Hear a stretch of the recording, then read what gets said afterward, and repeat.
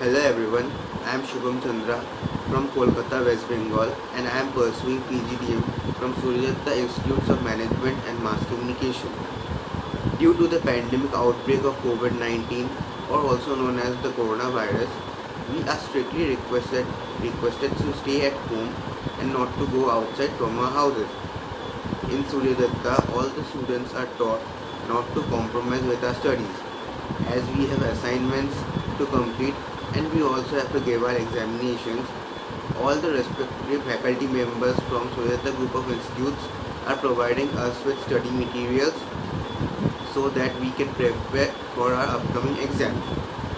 Free online courses of various subjects are provided us from the college itself so that we don't waste our time and do some productive with it. So lastly, I want to conclude with that: stay at home and stay safe.